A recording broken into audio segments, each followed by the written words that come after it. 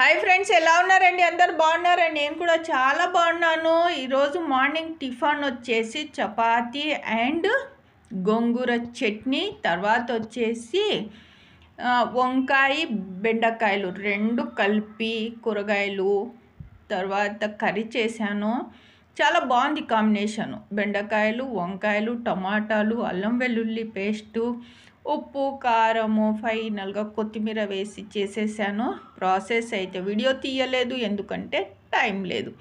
కాబట్టి చుక్కకూర చట్నీ చేసి చూపిస్తాను చూడండి. టేస్ట్ అయితే అద్దరిపోయింది, ఇంకా సూపర్ ఉంది. డైలీ పప్పు తిని బోర్ కొట్టేసి అబ్బాయి ఏదైనా మంచిగా తినాలనిపిస్తుంది అనుకునే వాళ్ళు ఈ చట్నీ అయితే తప్పకుండా చేసుకోండి.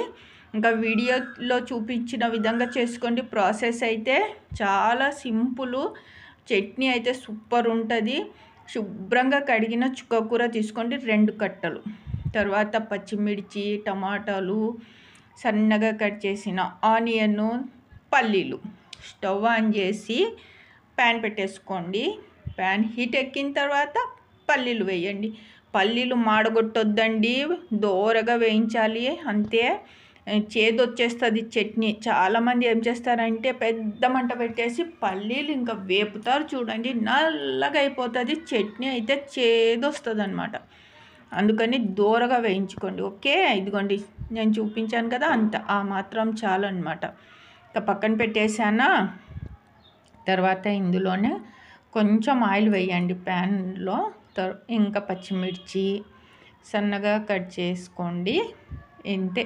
టమాటాలు, ఇంకా చుక్కకూర శుభ్రంగా కడగండి, కడిగి పక్కన పెట్టేసుకోండి. ఓకే, ఆకుకూరలు బాగా ఆకులు విడదీసి శుభ్రంగా ఉప్పు నీటిలో కడగాలో చూడండి. నిజంగా చెప్తున్నాను, చాలామందికి టైం లేక అద్రా కట్ చేసుకుంటుంటారు. తోటకూర, పాలకూర, చుక్కకూర ఇవన్నీ ఎక్కువ నీళ్ళు తీసుకొని పెద్ద గిన్నెలో ఆకులు నీట్గా కడగండి. ఓకే, లేదు అంటే అందులో పురుగులు ఉంటాయి ఆకుకూరల్లో.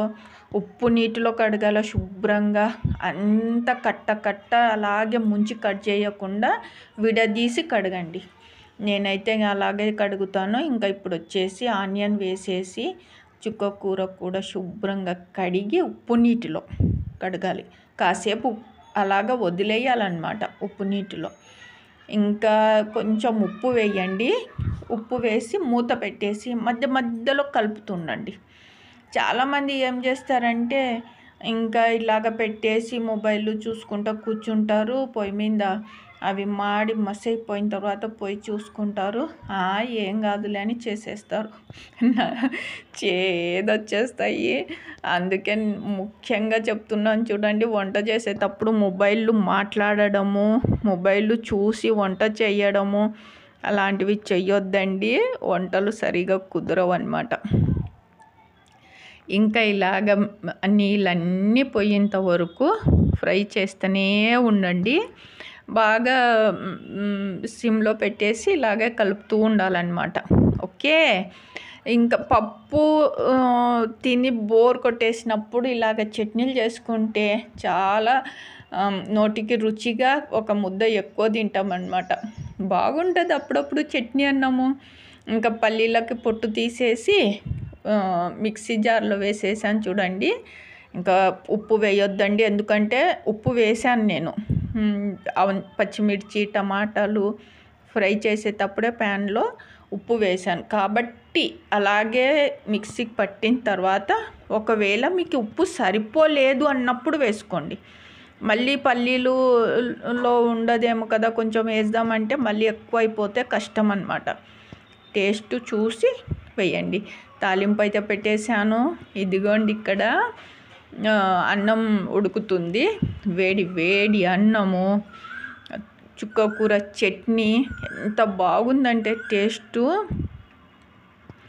చాలా బాగుంది. నిజంగా చెప్తున్నాను, చూస్తుంటే నోట్లో నీళ్ళు ఉడుతున్నాయి కదా చట్నీ చూస్తుంటే. టేస్ట్ అయితే అద్దరిపోయింది. సింపుల్ చూడండి, ఎక్కువ టైం కూడా పట్టలేదన్నమాట. చేస్తే ఎంత ఒక 10-15 మినిట్స్లో అయిపోయిందనమాట.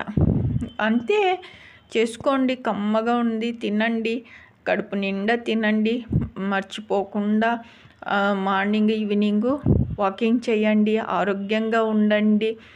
నా వీడియోస్కి లైక్ కొట్టడం మర్చిపోవద్దండి. సబ్స్క్రైబ్ చేసుకోండి, మీ ఫ్రెండ్స్కి ఫార్వర్డ్ చేయండి. ఇలాంటి మంచి మంచి వీడియోస్లు అయితే వస్తుంటాయి సయ్యద్ జమ్ని ఛానల్లో. మీరు కూడా చేసుకొని తినండి. చాలా బాగుంది వేడి వేడి అన్నము చుక్కకూర చట్నీ. ఓకే అండి, రేపు ఇంకో మంచి వీడియోలో కలుస్తాను. బాయ్. సబ్స్క్రైబ్.